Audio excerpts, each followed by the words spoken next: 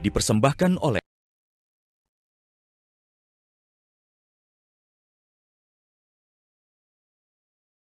Ya baik pemirsa Agama Lama TV, kembali lagi di dialog spesial masih bertemakan moderasi beragama, dan tentunya masih dengan narasumber yang sangat spesial di malam hari ini. Ada Pak Sarbin Sehe, Kepala Kantor Wilayah Kementerian Agama Provinsi Maluku Utara, dan juga Pak Dahlan Saidi, Kepala Seksi Penerangan Agama Islam Kantor Kementerian Agama Provinsi Maluku Utara. Ya, baik, saya ke Pak Kakanwil lagi nih ya, yang menyambung ya pertanyaan saya sebelumnya itu kan. Nah, kalau kita menjalankan moderasi beragama secara kafah bukan parsial ya, sebenarnya outputnya apa yang bisa kita rasakan dari berbagai hal, sosial, keuangan, tadi Bang juga singgung tentang keuangan keluarga juga apalagi bulan puasa ini. Nah, seperti apa? Silakan Pak. Ya, jadi karakter moderasi sesungguhnya itu karakter yang paling ideal, karena keseimbangan dari otoriter, sebelahnya ekstrim, otoriter kira-kira penengah betul dia, tidak ekstrim kiri kanan, kira-kira dia penengah dan akan mengakomodir berbagai hal. Saya kira proses, kalau moderasi beragama sebagai sebuah proses, moderasi beragama sebagai sebuah rumah besar, maka kita masuk ke dalam rumah itu ada kamar-kamar, maka kita akan bisa ketemukan di dalamnya dan hidup bersama. Meskipun harus berbeda kamar, tapi kita satu rumah di bawah payung moderasi beragama. Buahnya akan memantapkan toleransi, karena bisa jadi kita dalam satu kapal tapi penumpangnya berbeda, tapi karena satu kapal besarnya moderasi beragama, kita punya memiliki tujuan yang sama. Lalu kita bisa mendapatkan kerukunan sejati, kita bisa mendapatkan harmonisasi sejati, karena kita tidak mengklaim kebenaran di kita saja. Betul, kita lakukan kebaikan tapi tidak menafikan kebaikan orang lain. Kita yang benar, tapi kita tidak bisa menafikan kebenaran orang lain itu kebaikan orang lain. Karena itulah kemudian saya kira itu outputnya, outcome-nya dan manifestnya sangat luar biasa ketika kita moderat, Pak Ekal. Di dalam rumah pun mungkin sama, dalam rumah juga sama, antara ekstrim laki dan suami istri bisa terbentuk dengan penengah. Karena kalau kita berlebihan, lihat cuma kesalahannya istri saja, tanpa melihat mungkin akibat dari kesalahan saya pengaruhnya ke istri, atau sebaliknya. Karena kalau kita kan melihat ekstrim di situ, di satu kutub kita berada tapi kutub lain kita abaikan. Nah, moderat kita tidak seperti itu, kita bisa melihat berbagai kutub ya. Kita bisa melihat berbagai kutub dan bagaimana output dari kutub itu sepanjang memberikan manfaat kepada manusia dan menjaga hubungan dengan Tuhan, saya kira tidak ada masalah. Karena itu mereka yang moderat pasti tidak mempertentangkan satu sama lain, akan mencari titik temunya, titik persamaannya lebih banyak dibandingkan titik perbedaannya. Karena moderat di situ kelihatan bagaimana menjembatani sesuatu sehingga kita bisa dipertemukan satu titik yang sama meskipun kita berbeda. Seperti itu. Makanya kita berharap moderat beragama menjadi pilihan kita dalam rangka mengkabiri, menghentikan, memerangi ekstrim-ekstrim kita. Apalagi yang Pak Ekal tadi sudah singgung pertama, cuma saya sengaja tidak masuk ke wilayah itu. Mengkafirkan satu sama lain, membedakan satu sama lain, itu kan ekstrim sesungguhnya. Nah, kalau kita bisa hadirkan secara utuh apa yang disebut dengan moderasi beragama, saya kira enak hidupnya, bisa berdampingan lah.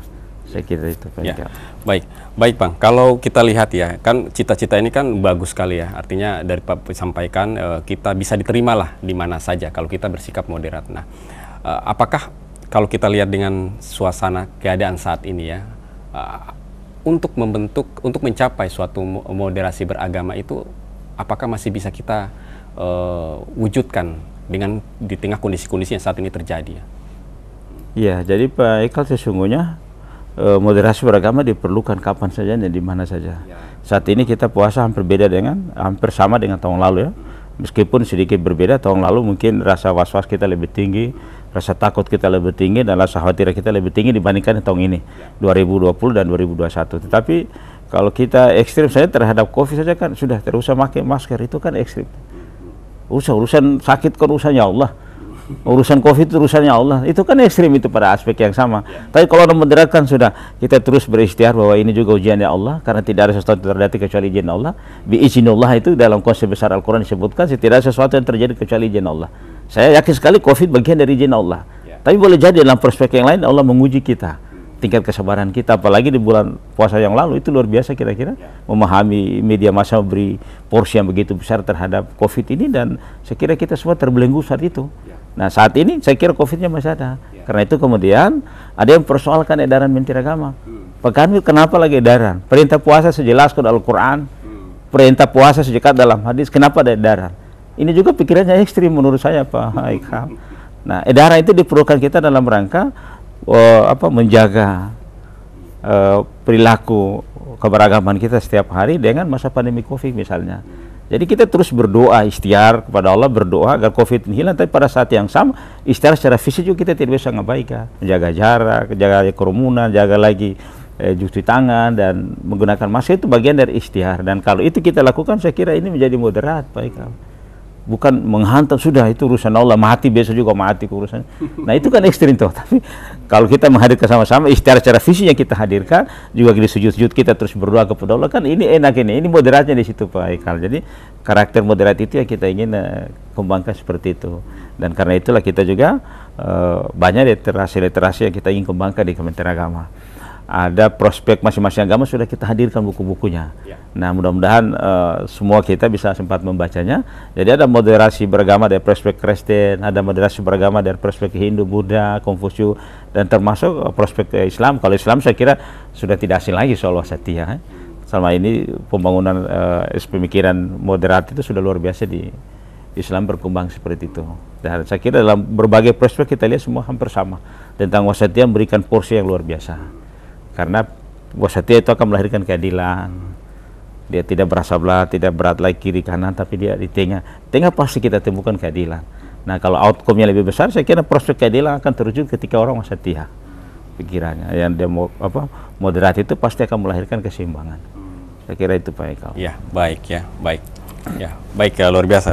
Baik Pak Kakanwil ya, Pak Dahlan, kita sudah berada di penghujung acara nih ya, di segmen dialog spesial moderasi beragama ya. Ini cita-cita untuk membangun masyarakat yang moderat itu merupakan cita-cita besar kalau kita coba lihat dari awal kita berdiskusi panjang ini. Tidak ada minusnya kalau kita membentuk karakter moderat, ya bisa diterima di mana saja, dan intinya bahwa kebahagiaan itu bisa tercipta ya, kira-kira seperti itu Bang ya. Baik, luar biasa ya berbagai informasi yang sudah disampaikan oleh Pak Kakanwil juga Pak Dahlan ya. Waktu jualah yang membatasi kita, namun sebelum menutup perjumpaan kita di kesempatan malam hari ini, saya akan memberikan beberapa menit kepada kedua narasumber sekaligus closing statement nih, apa harapannya mumpung di bulan puasa ini. Mudah-mudahan perbincangan kita di kesempatan malam hari ini bisa bermanfaat bagi publik yang menyaksikan melalui layar kaca Gamalama TV maupun melalui streaming yang saat ini sedang berlangsung. Saya ke Pak Dahlan dulu, closing statement Anda. Baik, terima kasih. Pada penghujung acara saya ingin sampaikan terutama kepada kaum muslimin dan muslimat yang sedang menjalankan ibadah puasa. Marilah kita menjalankan ibadah puasa dengan tenang sekalipun pada masa Covid. Tidak perlu terlalu takut berlebihan, tapi perlu tetap waspada yang tinggi karena COVID ini ada, dan ya memang kita harus waspada. Kemudian kita jaga keseimbangan, jaga kebersamaan supaya dalam berpuasa ini tidak terjadi benturan antara kita sesama, dan kita bisa berpuasa dengan tenang, dan salah kemudian puasa kita bisa diijabah oleh Allah sebagai ibadah yang bisa diridai dan memberikan kebahagiaan untuk kita. Mungkin itu Pak. Ya. Terima kasih. Ya baik, luar biasa. Saya ke Pak Kakanwil lagi, closing statement Anda Pak. Ya, jadi Pak Ikal, terima kasih. Saya berharap sepanjang puasa kita, sejak kita balik dari usia syar'i Islam sampai hari ini belum tahu puasa kita itu kapan mengantarkan ketakwaan. Terus kita lakukan kebaikan karena kita juga belum tahu kebaikan mana mengantarkan kita menjadi manusia terbaik. Yang kita cari adalah terbaik di hadapan Tuhan, terbaik di hadapan Allah SWT, bukan terbaik di antara kita. Karena itu mari kita terus jaga puasa kita agar iman kita kuat, hati kita bersih, ikhlas, lalu kemudian dijanjikan Allah SWT kita bisa mendapatkan derajat ketakwaan. Yang kedua, teruslah kita bangun relasi kemanusiaan sebaik-baiknya, karena puasanya ternyata tidak cukup kalau relasi kemanusiaannya terganggu. Banyak menyebutkan dalam prinsip-prinsip ajaran kita, berbagi, titik pedulian sosial itu ternyata membingkai daripada puasa. Jadi puasa sebagai perisai saya kira melengkapi dari konsep berbagi kita.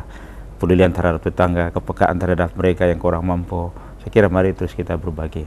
Dengan berbagi saya kira menyempurnakan ibadah puasa kita, dan siapa tahu ibadah puasa kali ini mengantarkan kita menjadi manusia terbaik di hadapan Allah SWT. Saya kira itu semua akan kita kasih tinggal. Yang kita bawa adalah takwa, dan bekal ketakwaan saya kira banyak variabelnya. Mari kita siapkan itu semua.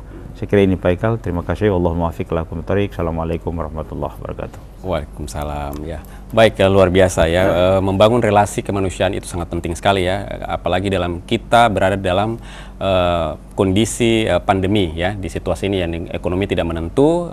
Jangan diperparah lagi dengan tindakan-tindakan yang bisa melukai hati siapa saja di luar sana ya.